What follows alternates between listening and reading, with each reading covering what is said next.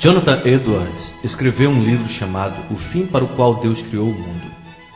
A tese de Edwards nesse livro é mostrar que o fim último da criação do mundo é a glória do próprio Deus. Isso é o que diz o breve catecismo de Westminster. O fim principal do homem é glorificar a Deus e alegrar-se nele eternamente. No podcast de hoje nós vamos falar sobre o propósito original da criação do homem e a função que este deveria exercer sobre a criação.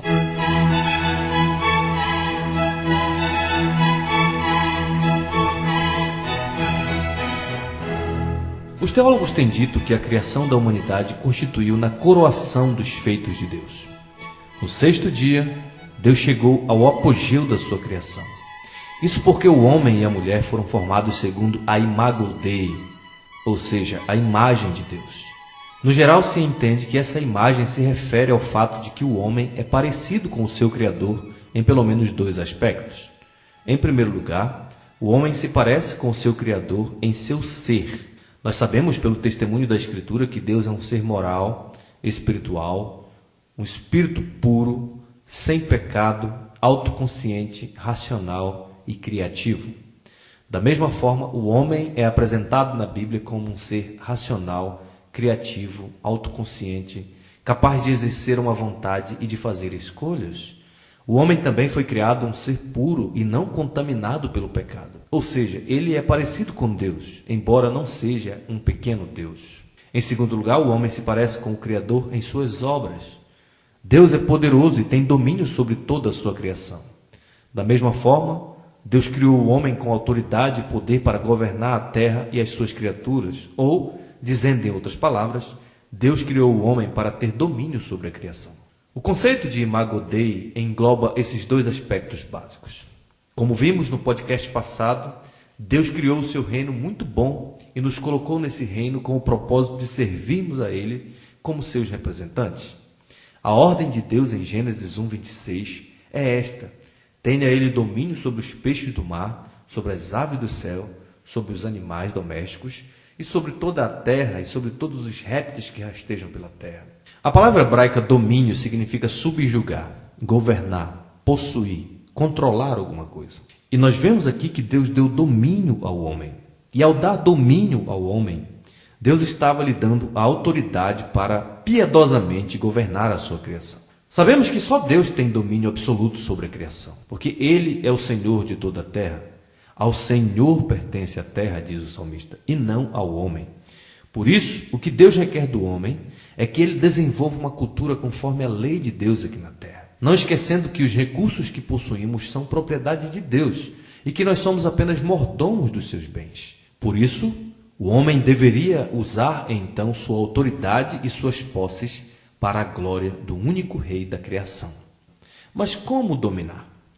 O próprio Deus mostrou os passos necessários para isso. Em Gênesis capítulo 1, versículo 28, ele disse: sede fecundos, multiplicai-vos, enchei a terra e sujeitai-a. Para tomar domínio sobre a criação, o homem precisava primeiramente ser frutífero, ter muitos filhos e encher a terra com a imagem de Deus. Antigamente, para demonstrarem sua soberania sobre um território, os reis colocavam suas imagens em todos os lugares dominados por eles. A imagem representava a autoridade do rei. Semelhantemente, Deus fez os seres humanos à sua imagem e ordenou que eles enchessem a terra. Em outras palavras, Deus estava dizendo que o homem é uma testemunha viva de que o mundo em que vivemos pertence a Deus e Ele é o Rei da criação.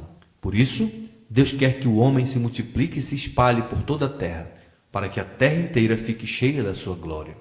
Este é o desejo de Deus desde o princípio, que toda a terra se encha do conhecimento do Senhor, como as águas cobrem o mar.